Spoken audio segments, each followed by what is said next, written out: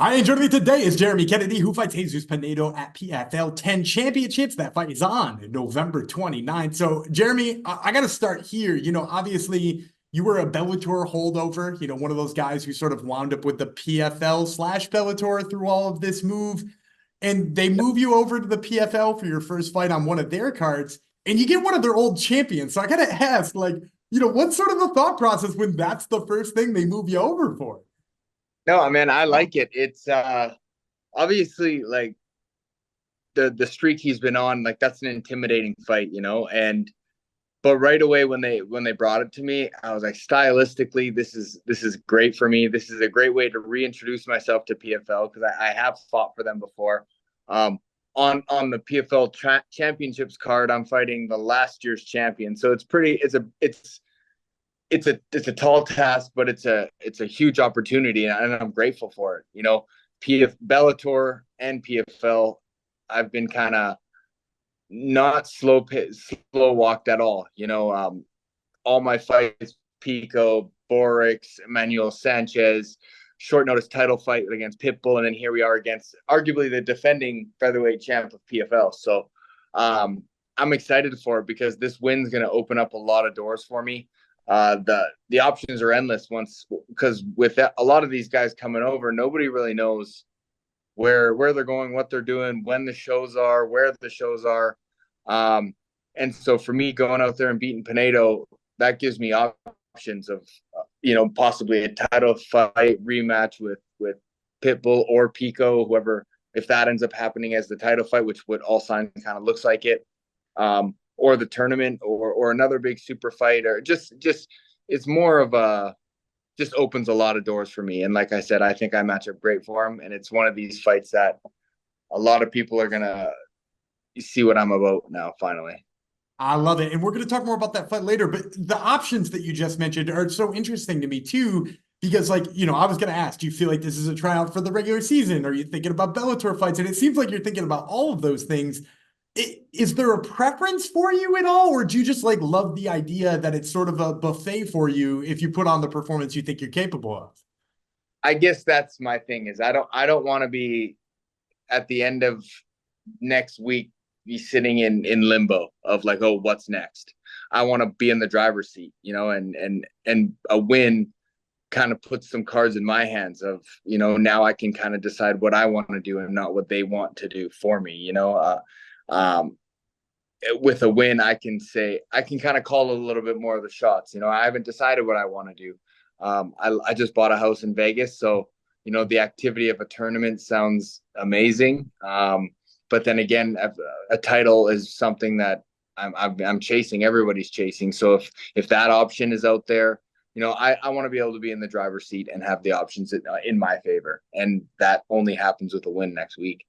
And I was going to ask you about the tournament format too, because PFL, some people love the idea of the activity. Some people hate the grind. I've heard people feel that way prior to and after it.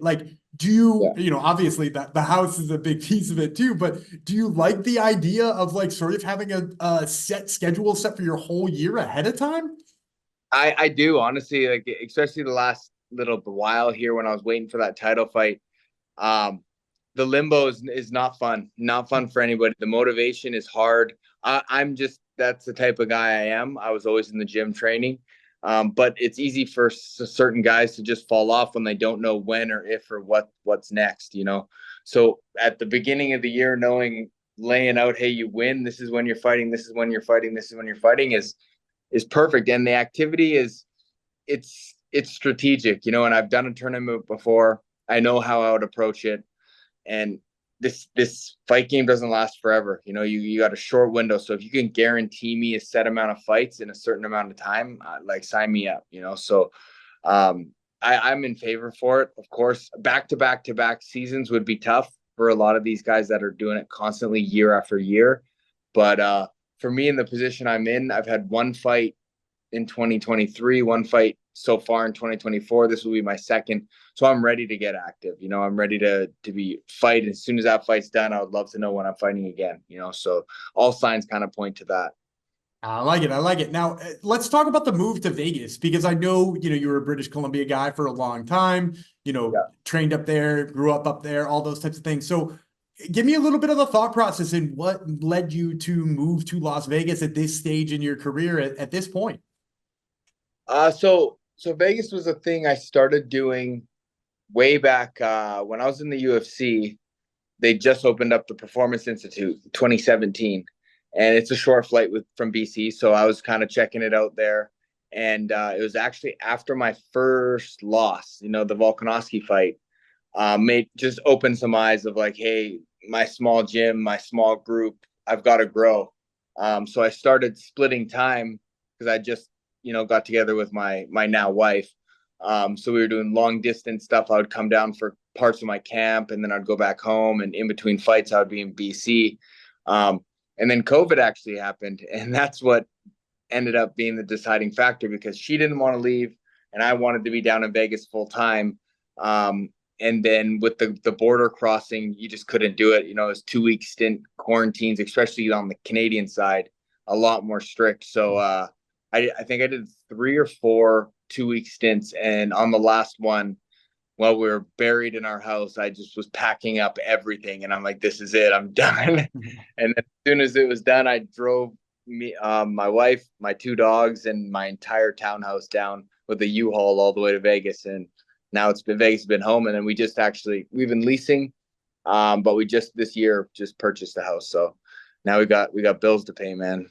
Well, congratulations to that. That's awesome to hear. Now, talking about moving places obviously brings me to questions about, where this fight is. I know we were talking a little bit before we started recording, but this is over in Saudi Arabia. I know you're prepping in Dubai right now. It is a whole different world over there. So Oh tell me yeah, a little bit about, the acclimation process of getting out there and getting used to, being there before this fight. yeah. I mean, I kind of like to pride myself on being like a pretty international fighter. From a small little part in Canada, all my fights in the UFC were in Australia, Brazil, the US. My Bellator fights have been in Dublin and Belfast, and fought in Thailand, lived in Thailand, fought in Brave, and I've in Saudi Arabia, so the Middle East already, and Morocco. So I'm pretty comfortable on how to prepare for that kind of stuff. But this time I really wanted to make sure the acclimation was always one, and not necessarily like the climatizing, like not elevation, not humidity, nothing. It's always just been the time. Like I'm a big guy on I liked my sleep during fight week and leading up to it is like that's my biggest part of recovery. So I wanted to get that out of the way before fight week this time around. And I had connections in Dubai. I made a quick trip in September just because I knew I was fighting on this card. So I had tons of time. They gave me like 16 weeks notice. So I took some of that time to come out here early, make some connections, figure out where I wanted to stay, what I wanted to do, where I wanted to train. And it's from Dubai to Riyadh is only an hour and a half flight and an hour time change. So I'm doing all my big acclimating right now. And I'm getting onto the time zone. So come fight week, which is in a few days now, I'll be right on this schedule, and I got a short little flight over to Riyadh, whoop some ass and fly back home. I love it. I love it. Now, we mentioned at the very beginning that you love the stylistic matchup of Jesus Pinedo. So give me Yeah. a little bit of the insight about like particularly what about the way that he fights you like about this matchup. I honestly I feel like everything. His strengths play right into me. Everyone knows what he's about. He's a volume guy. I've never been shy of cardio. He's not very good off of his back foot. He has to come forward, and you look at all of his fights. What grappler has he fought? He's fought love him to pieces, but he fought a shot Bubba Jenkins, and that's it.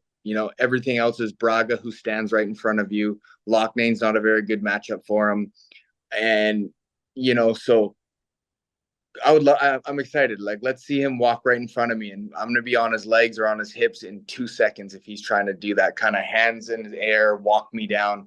It's gonna be his back foot. He's gonna be on that back barrier. and I've watched how he fights backwards, and it's not very good either. He doesn't have a lot of tools fighting backwards. So he's going to have to come forward. And when he comes forward, that's right into my game. So again, we haven't really seen much of his grappling, but I stack my grappling against anybody in the division in the world in any organization, and I'm comfortable there. So again, I just think he's going to have his hands full. I know he's the seasoned champ, but I mean, I've been around longer. I've been at the bigger organizations for longer. So I'm looking at this one as like, I'm the vet, you know. He's got to worry about me. And yeah, I'm coming in with a bit of a chip on my shoulder, man. Honestly, after that last fight, I was really bummed on, and it's been 8 months that I had to sit on that one. And I'm just itching to go. Like, I wish the fight was this weekend, man. I wish it was tomorrow. I love that. Well, you lead me perfectly to my last question then. You know, you're getting a chance to get this off your back after 8 months. I always like to end these things with a prediction. So tell me how you see this one ending with Pinedo on November 29th. I don't. I honestly see me getting him out of there in the second or the third round, man. TKO or submission. I mean, I'm happy with the decision. I'm not one of those guys that are bummed. Like, if I can go out there and it's a 30-27 and all the judges pointing in one direction, I'm cool.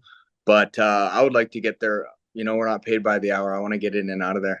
I love it. I love it. And once again, fans, this has been Jeremy Kennedy, who fights Jesus Pinedo, PFL 10 championships. Once again, that fight, November 29th. Jeremy, thank you so much for the time, man. I really appreciate it.